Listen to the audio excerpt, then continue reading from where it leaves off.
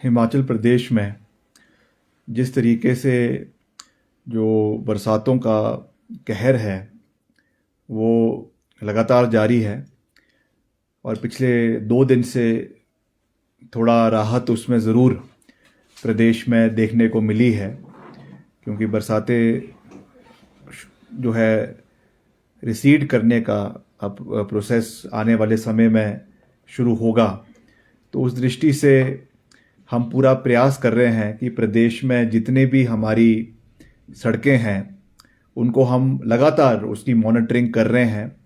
और लगातार उनको खोलने का पूरा प्रयास किया जा रहा है। आज भी मैंने सुबह जो हमारे ईएनसी है उनसे मैंने बात करी है और आज भी करीबन 1250 सड़कें प्रदेश के अंदर बंद है और हम उनको खोलने का पूरा प्रयास जो है वो कर रहे हैं। मुख्य रूप से जो हमारे 2 एनएच हैं, एक आपका जो बंजार घाटी को जोड़ता है वो है और एक दूसरा आपका जो बंजार से औट को जोड़ता है और दूसरा जो आपका भरमौर क्षेत्र का एनएच है। दोनों को हम तीव्र गति से खोलने का पूरा प्रयास किया जा रहा है। जहाँ तक आपके भरमौर चंबा एनएच की बात है, उस पर पूरी मजबूती से हमारी मशीन्स जो है वो लगी हुई है, पोकलेन मशीन्स लगी हुई है और लगातार हमने वहाँ पे हर जो है 10 किलोमीटर के ऊपर, हर 10 किलोमीटर के दायरे के ऊपर हमने उसमें जो है एसडीओज जेईज को जो है वो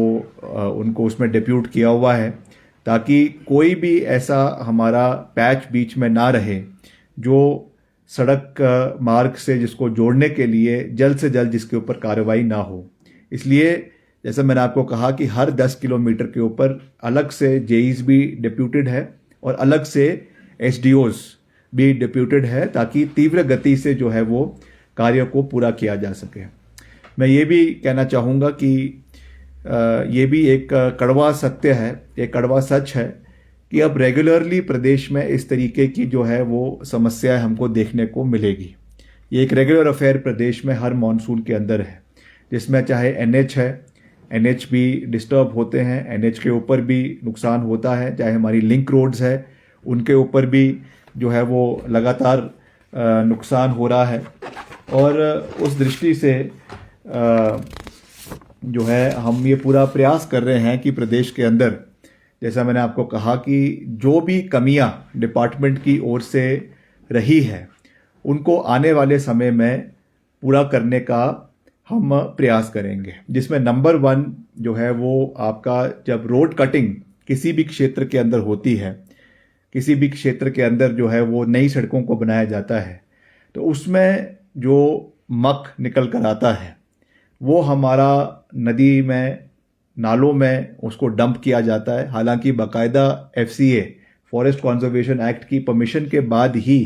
एक डंपिंग साइट स्वीकृत करवाई जाती है, मगर कई जगहों पे ये देखा जाता है कि जो हमारी डंपिंग साइट्स है वो अधिकृत डंपिंग साइट्स ना होकर ठेकेदार जो है वो समय को बचाने के लिए, खर्चे को बचाने के लिए कई प्राइवेट जगह पे डंपिंग शुरू कर देते हैं। नंबर 1 तो हमने इसके ऊपर कड़ा संज्ञान डिपार्टमेंट से लिया है। मैंने पिछले कल ही इसमें अपने ईएनसी के साथ और जो अभी हमारा जो सेक्रेटरी है पीडब्ल्यूडी का, उसको मैंने बोला है कि हम इसमें जो है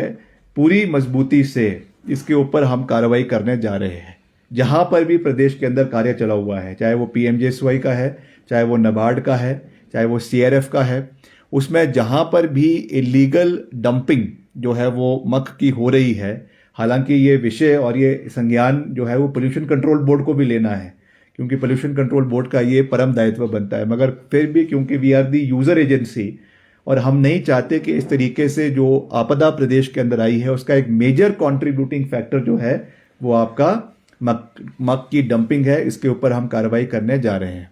दूसरा, प्रदेश के अंदर जो हमारा कलवट है, कलवट कई जगहों पे बंद है, इसका भी मैंने जो है, क्योंकि अभी मैं खुद ग्राउंड जीरो पे कई जगहों पे गया, चाहे हम भरमौर के क्षेत्र में मैं व्यक्तिगत रूप से गया, मंडी के कई इलाकों में मैंने व्यक्तिगत रूप से दौरा किया, चाहे वो सिराज है, जंजैली है, आपका मंडी सदर है, करसोग के कुछ इलाके हैं, और वहाँ पे जो एक वास्तविक परिस्थिति है, और वो केवल वहीं की नहीं है, पूरे प्रदेश की ये वास्तविक परिस्थिति है कि बहुत जगहों पे जो नेचुरल कल्वर्ट्स है, अगर 10 किलोमीटर में एक सड़क को बनाने के लिए 10 कलवट या 5 कलवट अगर स्वीकृत करवाए जाते हैं, तो सच्चाई ये है कि उसमें से आज केवल एक कलवट है जो कार्य जिससे पानी चला हुआ है। बाकी सबको नीचे निजी भूमि होने के कारण जो है वो बंद कर दिया गया है। उसकी वजह से जिस तरीके का फ्लो पानी का जाना चाहिए वो नहीं जा रहा है, और उस दृष्टि से हमको ये नुकसान जो है वो मल्टीप्लाई हो गया है। ये स्वाभाविक है, जब पानी फ्लो में आएगा, कहीं बादल फटेगा, तो पानी को अपना जो है एक रास्ता ढूंढना है, और जब इस तरीके की ये पानी जब इस तरीके का ब्लॉकेज होगा तो उससे निश्चित तौर से जो नुकसान का क्वांटम है वो मैनीफोल्ड बढ़ जाता है। तो ये भी एक बहुत बड़ा कारण है जिसकी वजह से जो नुकसान हुआ है, क्योंकि कई चीज़ों तो हम कह सकते हैं कि it is an act of God, कि भगवान के आगे तो हम कुछ नहीं कर सकते हैं, मगर ये कुछ ऐसे चीज़ें हैं जिस पे हमको और फोकस करने की आवश्यकता है, ताकि जो डिज़ास्टर है उसके क्वांटम को, उसके नुकसान को, उसका जो इंटेंसिटी है उसको कम किया जा सके। उस दृष्टि से हमने ये कार्रवाई आने वाले समय में जो है हम करने का उसको प्रयास करेंगे। तीसरा जो सबसे महत्वपूर्ण चीज़ है, वैसे उस पर हमने पहले ही नकेल कसी है, कि कोई भी नई सड़क का कार्य, हालांकि ये फिर से जो अधिकार क्षेत्र है वो वन विभाग का है, फॉरेस्ट कंजर्वेशन एक्ट के अंदर कोई भी नई सड़क प्रदेश के अंदर तब तक नहीं बन सकती जब तक उसमें जो है वो आपका FCA और कम 1 हेक्टेयर से कम में FRA जो है वो क्लियर ना हो। मगर फिर भी हमने देखा है कि कई जगहों पे वायलेशंस हुई है, चाहे वो वर्तमान समय में हुई है, चाहे वो पूर्व सरकार में हुई है। अभी मैं कोई राजनीतिक दृष्टिकोण से बात नहीं कर रहा हूं, मैं केवल उसको एक प्रदेश के हित की नज़रिए से बात कर रहा हूं। तो मैं उसमें राजनीतिक छिटाकशी नहीं करना चाहता हूं कि कौन से समय में हुई है, कौन से समय में नहीं हुई है, मगर ये एक कठोर सत्य है कि प्रदेश में बहुत सी सड़कें जो है वो ग्रामीण स्तर पे, जो पंचायतों में बिना जो है वो फॉरेस्ट के जो है वो अधिकृत उनके फॉरेस्ट कंजर्वेशन के एक्ट के जानकारी के बिना या उनकी अनुमति के बिना जो है वो प्रदेश में स्वीकृत हुई है। ये भी बहुत दुर्भाग्यपूर्ण है। इस पे भी जो केसेस हो चुके हैं जिसमें फॉल्टिंग अधिकारी पाए जाते हैं, उनके ऊपर भी इसमें कड़ी कार्रवाई करवाई जाएगी, और भविष्य में ये चीज़ प्रदेश के अंदर ना हो उसके लिए भी हम पूरी मजबूती से कार्य करेंगे। कोई भी वायलेशंस अगर फॉरेस्ट कंजर्वेशन एक्ट के अंदर पाए जाते हैं या आपका जो एनवायरनमेंट एक्ट है, क्योंकि बहुत सा हमारा जो जंगलात है वो फॉरेस्ट के दायरे से बाहर निकलकर जो हमारा वाइल्ड लाइफ है उसके अंदर आते हैं, उसमें भी अगर कोई वायलेशन पाई जाती है तो उसमें रेलेवेंट रूल्स के तहत जो है वो डिपार्टमेंटल इंक्वायरी करवाई जाएगी, एरिंग ऑफिशियल्स को चार्जशीट किया जाएगा, ताकि कोई भी हमारे पर्यावरण के साथ जो है वो छेड़छाड़ ना हो। मैं ये भी स्थिति स्पष्ट करना चाहता हूँ, क्योंकि हम सब जनप्रतिनिधि हैं, और जनप्रतिनिधि होने के नाते, विधायक होने के नाते सबके ऊपर, जितने 68 हमारे विधानसभा के सदस्य हैं, माननीय सदस्य हैं, सबके ऊपर कहीं ना कहीं ये प्रेशर रहता है कि अपने इलाकों में हमने सड़कें बनानी है। उनको बनाने के लिए हर तरीके का प्रयास जो है वो किया जाता है। मैं एक रियलिटी जो है वो साझा कर रहा हूँ, मगर हमें अब मुझे लगता है कि समय आ गया है कि हमें पहली प्राथमिकता अपने पर्यावरण को देनी होगी, अपने जंगलात को देनी होगी, क्योंकि आज जो ये पूरा कहर केवल हिमाचल प्रदेश में ही नहीं अपितु पूरे उत्तर भारत में, चाहे हम उत्तराखंड की बात करें, चाहे हम जम्मू कश्मीर की बात करें, चाहे हम हिमाचल की बात करें, चाहे हम जो उसके साथ लगते हुए राज्य है हरियाणा की बात करें, पंजाब की बात करें, आज जो कहर कितने लोगों की जानें जो जा चुकी है, ये हम सब के लिए एक चिंता का विषय है और एक खतरे की घंटी है कि आज अगर हम दलगत राजनीति से ऊपर उठकर प्रदेश के बारे में नहीं सोचेंगे, इन चीज़ों के बारे में नहीं सोचेंगे, तो ऐसा ना हो कि बहुत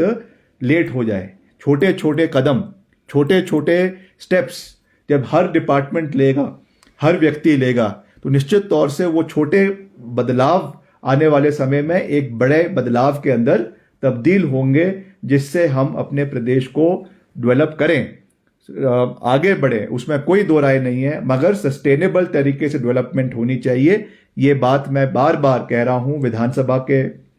अभी हमारा विधानसभा का सेशन हुआ, उसमें भी मैंने पूरी मजबूती से ये बात करी है। और अभी हमको, जैसा मैंने आपको कहा, मैं विधानसभा में भी मैंने ये बात कही है कि जो हमको अभी 2024-25-26 में फाइनेंशियल ईयर में जो हमको 4 लेन हिमाचल प्रदेश के लिए स्वीकृत हुआ है, आपके ढली से लेकर रामपुर के सेंज तक, उसमें जो डीपीआर बनाई जा रही है हमारे डिपार्टमेंट द्वारा, लोक निर्माण विभाग द्वारा, उसमें मैंने सख्त निर्देश डिपार्टमेंट को दिए हैं कि इसमें कहीं पर भी 4 लेन में पहाड़ों का और पेड़ों का अनावश्यक कटान नहीं होना चाहिए। इसमें मैक्सिमम डीपीआर जो है वो आपके टनलिंग के माध्यम से बनाई जानी चाहिए। उसमें जो कंसल्टेंसी अभी अपॉइंट होगी टेंडर प्रक्रिया के माध्यम से, उनको ये सख्त हिदायत सरकार की ओर से दी जाएगी कि मैक्सिमम टनलिंग हमारी इलाके के अंदर हो, ताकि कम से कम नुकसान प्रदेश का हो। ये हमारा जो है वो मानना है।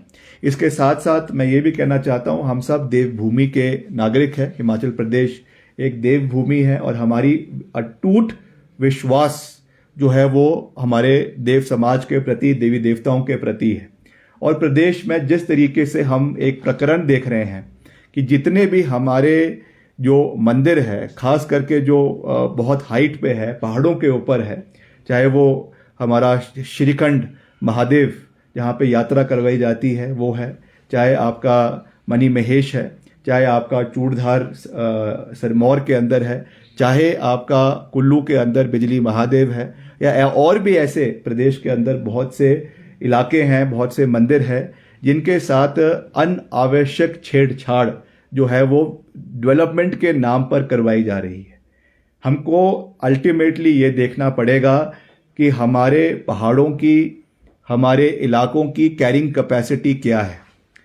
कई हजार मेट्रिक टन के हिसाब से कूड़ा इन जगहों से निकल रहा है। बहुत से हमारे एनजीओज है, बहुत से हमारे इलेक्टेड रिप्रेजेंटेटिव्स है, बहुत से हमारे सिविल सोसाइटी के लोग हैं,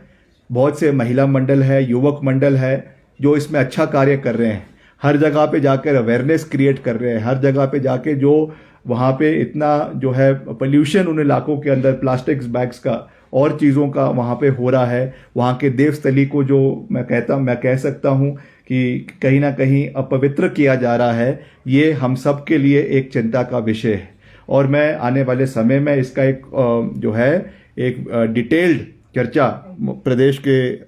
माननीय मुख्यमंत्री जी से भी करूँगा और सभी और कैबिनेट से भी हम इस विषय पे करेंगे कि एक इसमें हमको जितने भी ये देवस्थल है, पर्टिकुलरली जहाँ पे ट्रैकिंग के माध्यम से लोग जाते हैं, वहाँ पर एक लिमिट सेट करने की आवश्यकता है कि इससे ज़्यादा लोग समय के ऊपर ना जाए। अवेयरनेस क्रिएट करने की आवश्यकता है और अननेसेसरी जो वहाँ पे कंस्ट्रक्शन, चाहे वो रोपवेज के माध्यम से हो रहा है, चाहे वो सड़कों के माध्यम से हो रहा है, वो उन स्थानों के ऊपर कम से कम होना चाहिए। मैं समझता हूँ कि ये सेंटिमेंट आज प्रदेश के लोगों का है, आज इस इलाके के लोगों का है, और उसका मान करना, उसका सम्मान करना किसी भी सरकार का, किसी भी चुनी हुई सरकार का, किसी भी इलेक्टेड रिप्रेजेंटेटिव का यह दायित्व बनता है कि हम अपने लोगों की नब्ज़ को समझे, अपने लोगों की नब्ज़ को जाने, और जो प्रदेश की जनता चाहते हैं उस दिशा से हम सबको आगे बढ़ने की आवश्यकता है। तो ये आज मैं इस पूरी मजबूती के साथ ये बात कहना चाहता हूं कि जहां तक मेरा विभाग से संबंधित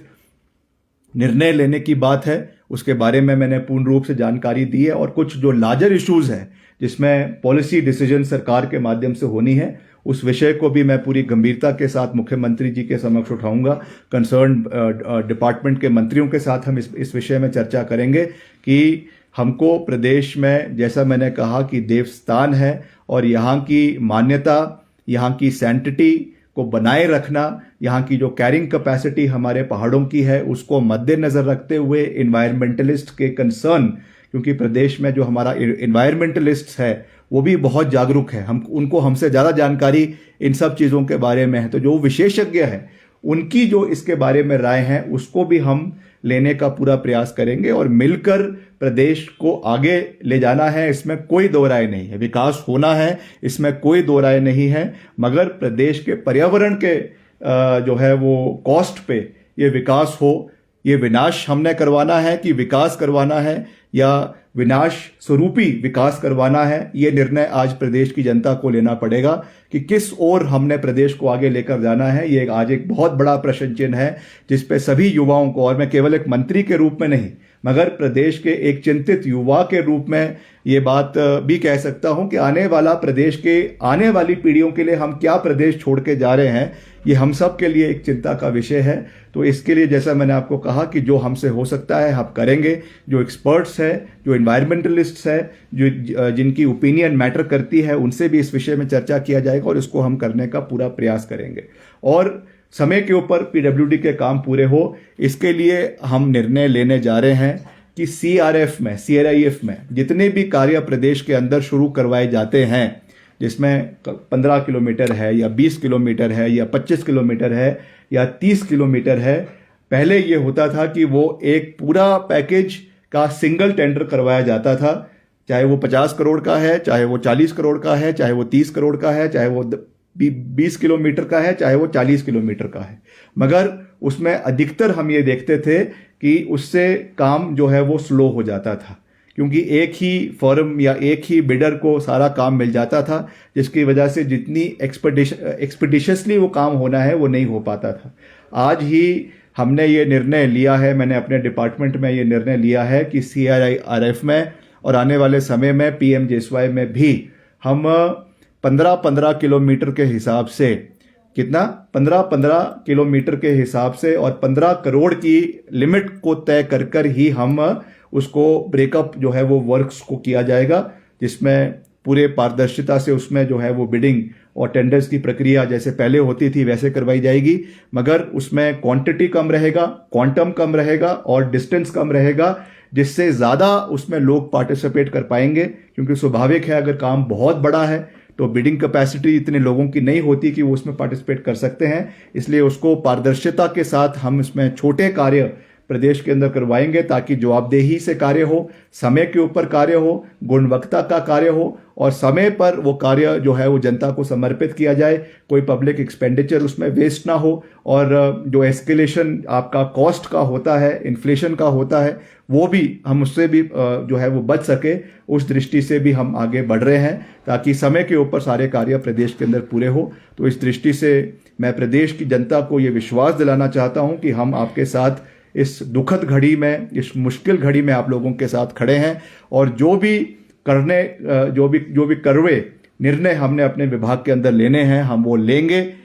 दलगत राजनीति से ऊपर उठकर लेंगे, प्रदेश हित में लेंगे, प्रदेश के 75 लाख लोगों के लिए लेंगे, ताकि आने वाली जो हमारी पीढ़ियां हैं प्रदेश की, वो एक सुरक्षित प्रदेश के अंदर आए और एक प्रदेश, हरा भरा प्रदेश आने वाले समय में देखे। उस दृष्टि से हम सबको आगे बढ़ने की आवश्यकता है। सर, आपने यहाँ पर बोला कि देवभूमि है और यहाँ पर टूरिस्टों का फ्लो भी डे बाय डे बढ़ता जा रहा है, और जिस तरह से यहाँ पर आपने देखा टनों के हिसाब से कूड़ा निकला और सरकार ने भी एक स्कीम चलाई थी कार्बी की, लेकिन उतनी कारगर सिद्ध नहीं हुई। क्या अब समय आ गया है कि सख्त कदम कुछ ऐसे उठाए जाएं या कुछ जुर्माना इस तरह का रखा जाए कि इधर उधर कूड़ा ना फैले पहाड़ियों पे, जिससे ये जो त्रासदी है। नहीं, देखिए, मैंने जो बात अभी कही वो तो केवल मैंने पावन स्थलों की कही है। जितने भी पहाड़ी इलाके हैं यहाँ पे ट्रैक करके हज़ारों के माध्यम से लोग जाते हैं और वहाँ पे कूड़ा फेंकते हैं। अभी भी मनी महेश से कई हज़ार मेट्रिक टन कूड़ा जो है वो वहाँ के लोग मिलकर सब लोग निकाल रहे हैं। वही हाल हमारा श्रीखंड का जो ट्रैक है वहाँ पर है। मैं खुद वहाँ पे गया हूँ और खुद मैंने वो दृश्य अपनी आंखों से देखे हैं। उसके साथ साथ जो शहरों की बात है वो अलग है। शहर का क्योंकि जो कूड़ा नियंत्रण है वो एमसीज के माध्यम से करवाया जाता है, उस पर भी हम पूरा प्रयास करेंगे। मगर सबसे महत्वपूर्ण बात है कि इसमें अवेयरनेस क्रिएट करना है और इस पर एक लिमिट फिक्स होनी चाहिए कि साल में, महीने में, हफ्ते में और दिन के अंदर केवल इतने लोग ही, यात्री जो है वो इन स्थानों के ऊपर जा सकते हैं। और जैसा मैंने कहा कि जो अननेसेसरी उसमें कंस्ट्रक्शन हो रही है उसको भी हमें पुनर्विचार उसके ऊपर करने की आवश्यकता है, क्योंकि एक बड़ा पॉलिसी डिसीजन है। तो इसमें इस विषय में हम केंद्र सरकार से, मुख्यमंत्री जी से, सब लोगों को इसके ऊपर चर्चा करने की आवश्यकता है और फिर उसके ऊपर जो है वो कॉल आने वाले समय में ली जाएगी। सर, दूसरा, सरकार ने एक फैसला लिया है कर्मचारियों के लिए कि उनके वेतन में कटौती है, किस तरह से आप देखते हैं? देखिए, ये मुझे तो ये जानकारी जो है वो मीडिया के माध्यम से मिली है। तो मैं इसके बारे में जब तक हम इसको पढ़ ना ले, ढंग से समझ ना ले, क्योंकि अभी तक इस तरह की कोई चर्चा जो है वो हमारी जानकारी में नहीं है। मैंने कई अपने कैबिनेट के सहयोगियों से भी बात करी है, तो उनको भी इसके बारे में पूर्ण रूप से जानकारी नहीं है। तो मुझे लगता है कि सरकार ने ये फैसला लिया है, तो मेरा इस पे अभी तक कुछ कहना, जब तक मुझे इसके बारे में पूर्ण रूप से जानकारी ना हो, तब तक मेरा इस पे कुछ कहना जो है वो आवश्यक और उचित नहीं रहेगा। सर, जिस तरीके से इस त्रासदी के दौरान जो है नालों में और नदियों में लकड़ियां आई है, और कांग्रेस के मंत्री और विधायक जो है वन विभाग पे ही निशाना जो है साध रहे हैं। परसों हर्षवर्धन सिंह जी ने एक प्रेस वार्ता में कहा है कि जो वन विभाग से अफसर है वो साइट्स पे जाते ही नहीं। तो सर, वन विभाग पे की कार्यप्रणाली पे इतने सवाल उठ रहे हैं, ऐसा क्यों? ये देखिए, ये चीज़ तो है ही है, कहीं ना कहीं लगातार ये देखने को मिल रहा है। अभी भी, इस बारी भी, और जब 2 साल पहले भी जब आपके वहाँ पे थुनाग में जब बरसात हुई थी, भारी बरसात हुई थी, तो जो है वहाँ पे जो है टनों के हिसाब से लकड़ियाँ निकली। और इस बार भी जब बरसात हुई तो आपका जो पंडोह का डैम है मंडी जिला में, उसमें भारी मात्रा में जो है वो लकड़ियाँ देखने को मिली है। अब उसमें से कुछ कारण ये भी हो सकता है, जैसे मैंने अपने शुरुआती तौर पे प्रेस कॉन्फ्रेंस में कहा कि जो जब पेड़ कटते हैं, जब आपका सड़कों को बनने का कार्य करवाया जाता है, तो उसकी जो डंपिंग है वो करवाई जाती है। उसमें मलबा भी होता है, पेड़ भी होते हैं, लॉगवुड भी होता है, और जब स्वाभाविक है जब बादल फटेंगे, इलाके में भारी वर्षा होगी, तो वो सब नदी नालों के माध्यम से डैम्स में आ जाते हैं। तो इसके ऊपर तो मैं पूरी तरीके से जो मंत्री जी ने कहा है उससे हम जो है वो सहमत है कि इसके ऊपर इंक्वायरी होनी चाहिए। अगर तो ये सही मायने से कार्य हुआ है, एफसीए और एफआरए के माध्यम से कटिंग हुई है, तो वो अलग बात है। मगर अगर इसमें कोई लीगैलिटी है तो उसके ऊपर सरकार को और पुलिस विभाग को पूर्ण रूप से जो है वो कार्रवाई करनी चाहिए। सर, दूसरा जो वीरभद्र सिंह जी की जो मूर्ति है उनका अनावरण कब होगा, क्योंकि आगे भी डेट यहाँ पर टली थी? देखिए, वीरभद्र सिंह जी प्रदेश के एक ऐसे मुख्यमंत्री रहे हैं, 6 बार के मुख्यमंत्री रहे हैं, जो हमेशा प्रदेश के लोगों से जुड़े हुए थे। प्रदेश के लोगों की भावना, प्रदेश के लोगों की दुख दर्द में हमेशा खड़े रहे। और आज जो उनकी प्रतिमा है वो रिज मैदान पे लग चुकी है, और उसका अनावरण का तारीख भी तय हो गई थी। मगर हमने जब इसकी मीटिंग करी, हमारे जो वीरभद्र सिंह फाउंडेशन का ट्रस्ट है उसकी जब मीटिंग हुई, उसमें चर्चा सबसे की गई। उसमें सब ने ये बात रखी कि ऐसे समय में जब प्रदेश के अंदर भारी आपदा हो रही है, प्रदेश में कई 100 लोगों की जानें जा चुकी है, कईयों के मकान बह चुके हैं, कई लोगों के जो है वो बगीचे पूरी तरीके से तबाह हो गए हैं, जब लोग दुख के सागर में डूबे हुए हैं, ऐसे समय में हम कोई जश्न करें प्रदेश के अंदर, वो उचित